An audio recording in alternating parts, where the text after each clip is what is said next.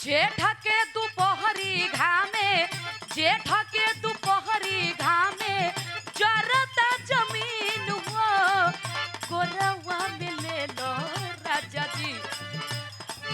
जेठ के दोपहरी घामे जरता जमीन हो कोरवा में ले लो राजा जी कि अब हिन बहानी का मसीन हो कोरवा में ले लो राजा जी कि अब हिन बहानी का मसीन हो कोरवा में ले लो राजा जी। बड़ा बढ़िया। अभी अभी बागी घराना से बिरहा के बहुत सुंदर कलाकार सुदई जी, आप गुरु समान बानी। मंच पे आके के बहुत बढ़िया बात आप बोल गिनी कि विद्रोही घराना के लोग खाली ये गावत हुवन कि कौन सियार कुकुर बिलार ऐसन कुछ सुने के मिलल। अगर विद्रोही घराना में कलाकारन में दम हो आ हिम्मत हो तो बागी घराना के जोड़ दे दा। ये तो हर भूल है। विद्रोही घराना में ऐसन ऐसन वीर हुवन कि चाप दिहन के बिटोर जी वालों, लेकिन हम कुछ कहत ना है। आप लोगों के हास रस के गीत सुना दी। भाव है आवा।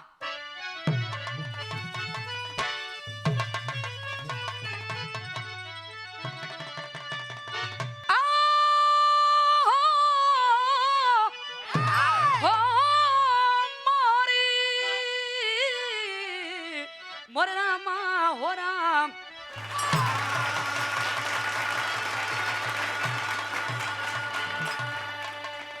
विराम कवि जी 4 लाइन भूमिका में भाव लिखलन। कहा नाम बका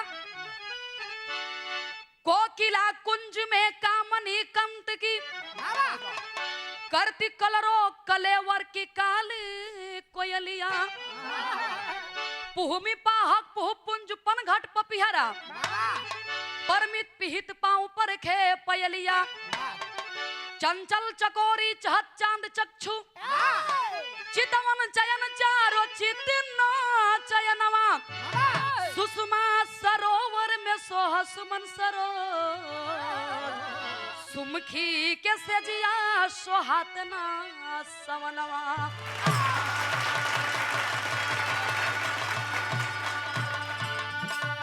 विराम कवि जी भाव लिखलन। ए धरती पर इंसान कई प्रकार के होलन। कुछ ऐसा आदमी हवन कि आनपन अपन जान दे देवेलन।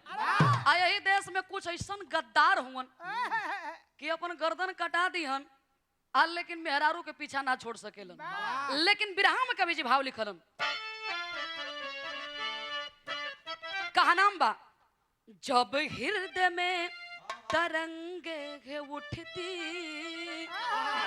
जब हृदय में तरंगे उठती तो बहक जाती नजर आदमी की।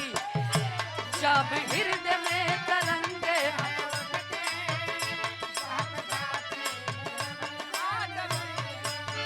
अरे जब हृदय में तरंगे उठती तो बहक जाती नजर आदमी की।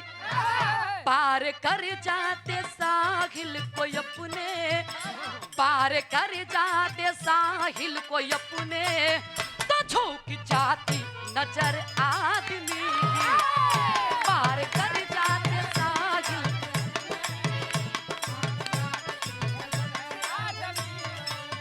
विरह की कहानी हमारे ही से शुरुआत होगी। भाव का मन की तरंग मारा जो जोगी हो गया मन को जो बांध पाया नहीं रोगी हो गया।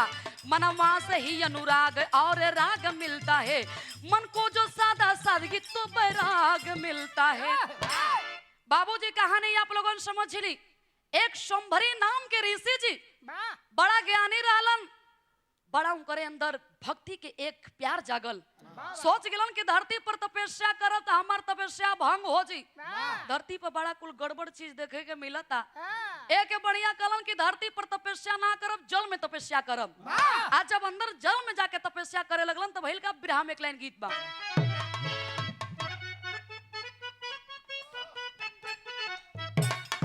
हम तो है कुछ ना कहती कौन लड़की बतावे कौन लड़का से का एही उमरिया में नोई नोई लइकिन से मेल भइल बा एकर मेल भइल बा एही से 3 बार 10वे में फेल भइल बा एही से 3 बार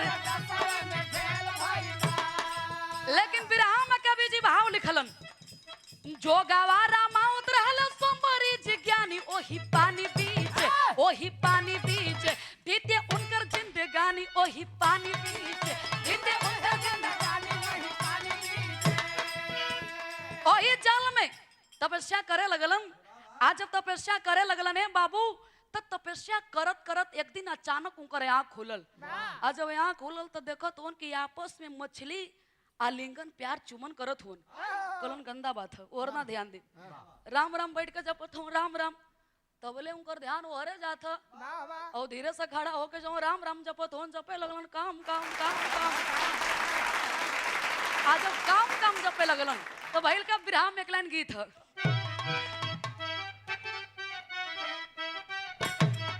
कौनो दुल्ही अपने सखी से बतावे का कहे, आई हो दादा काचा कोच पियावा काटेला, आई हो दादा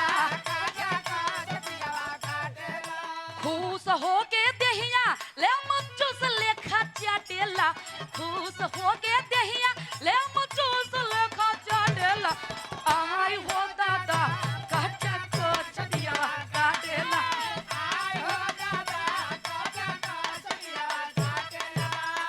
लेकिन बाहर संभरी ऋषि जी धरती पर तपस्या ना केलन की तपस्या भांग हो जी। लेकिन उनकर स्थिति बाका, अरे आई हो दादा मोती बुढ़ऊ के महराइल बा, आई हो दादा मोती बुढ़ऊ के महराइल बा, भाव भजन कंडी माला सब फेकाइल बा, भाव भजन कंडी माला सब फेकाइल बा, आई हो दादा मोती बुढ़ऊ के महराइल बा।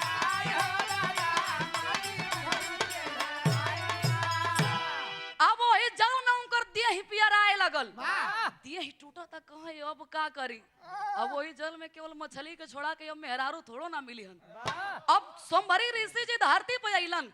आज जब धरती पे अइलन तब मेहरारू लेकिन के देखो तो टुकुर टुकुर तकते रह जा, कहां बड़ी सुघरी तबिया।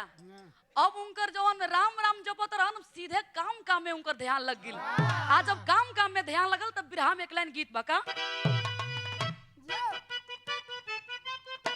कौन लड़की कहे काम मार पकड़ पकड़ ताकत हुआ, मेहरारू ना देखले हुआ का कहे का, काहे ये कटकी ये निहारतनी चोली निहारतनी चोली निहारतनी चोली, ए यादो जी ए यादो जी ए यादो जी मन होखे त बोली नहीं तरव खाई पर दस वाली बोली, यादो जी मन होखे त बोली नहीं तरव खाई पर दस वाली बोली। लेकिन सोमवारी ऋषि जी के हालात पर देह पियरा गिल बिया, देह टूटता करत होन का, तृष्णा के आगे में जला मरी सीतानवा जला मरी सीतानवा जला मरी सीतानवा, ए साधु जी ए साधु जी काम के चलावे लगल बना, साधु जी काम के चलावे लगल, साधु जी काम के चलावे लगल बना। सोचा ऋषि कहाँ हमर हियारा जुड़ाई, कहवा नमल हमके भेटाई, कहवा नमल हमके भेटाई। अबे हर सोमवारी ऋषि जी के दिमाग एकदम बदल गिल, सोच गिलन कि आखिर में हमारे रोग के दवाई हमारे रोग के इलाज हो कहाँ। मुचकुंद राजा के दरबार में पहुंचलन, मुचकुंद राजा के दरबार में जाके अलग जगा देलन कि बड़ा अपदानी हुआ, बड़ा लोगन के दान कैले बड़ा, आपके दरवाजे आके कुछ हमहू मांगत हई। कलंक की अरे ऋषि जी मांग के तो देखा, अतना बा जब सुनलन तो भइल का, कवि जी टेरी में भाव लिखलन, अरे बुढ़ौती में जवनिया जागल बा, अरे बुढ़ौती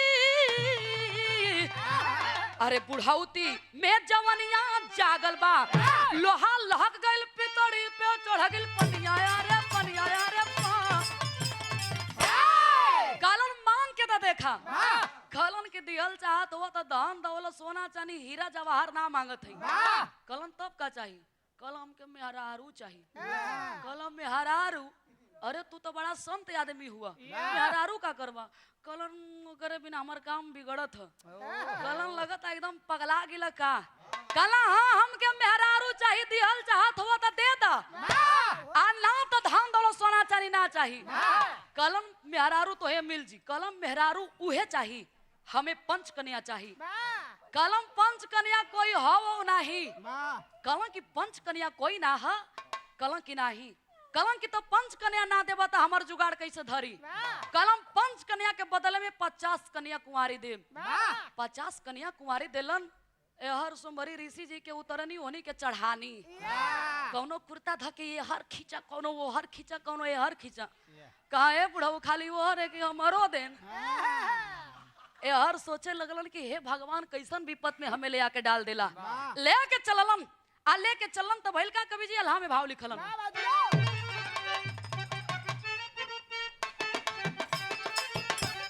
अरे गदहा न जानी कब हूँ, अरे बेद और पूरा नवंग बाबू।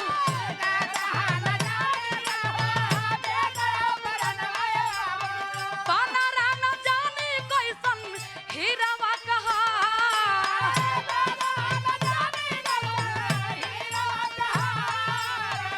उल्लू नाही जानी कोई ज्ञान वाली बतिया बाबू। उल्लू नाही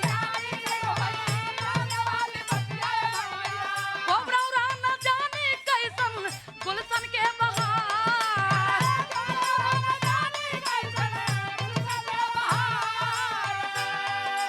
आखिर में सोमवारी ऋषि जी 50 कन्या कुमारी के लेके चललन और संभोग कैलन, रतिदान कैलन, सुहाग रात मनौलन। आज जब सुहाग रात मनौलन तो वही में कोनो वही तरह रह गए, कोनो के साथे मनौले हुवन। गनगन गनगन कापत हुवन, हे भगवान जिंदगी बचाला ना तो हमके नोच दिहन। कोनो कहा का है बुढ़ऊ कैसा गिरौले हुआ ताका बा। आखिर भइल का रतिदान कैलन, संभोग कैलन। आज जब संभोग कैलन तो भइल का खड़ी में भाव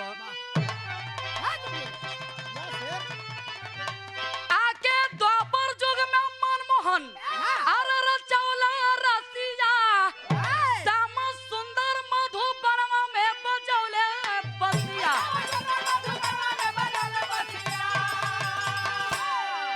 काम के बस में कामनी जब होइबा तू वियोगी, नाही संत साधक होइबा, नाही होइबा जोगी। आज वही संभरी ऋषि जी सोचलन कि जल में तपस्या करब, तपस्या भंग ना होई। लेकिन हम बताइला है बाबू, मेहरारू ऐसन चीज है कि जोने हस्ती के ना हिले के, अगर तनकी खाली जाके ठुमक गई ना तो निक निक जाने के ईमान डोल गई बा। आखिरी मन में कहा नाम बा, ओही 50 कन्या कुंवारिन से संभोग कैलन, गर्भ रहल तो ओ कन्या कुंवारिन से बच्चा पैदा भइलन 500 पुत्र। आज जब 500 पुत्र पैदा भइलन तब बिरहा में कवि जी भाव लिखलन का, गुरपतु गुर छायबर कहे बहती है रस के धारा, काशी बुल्लू सुखनंदन अरे गगन के चांद सितारा। अरे बुढ़ौती में जवनिया जागल बा, रजनी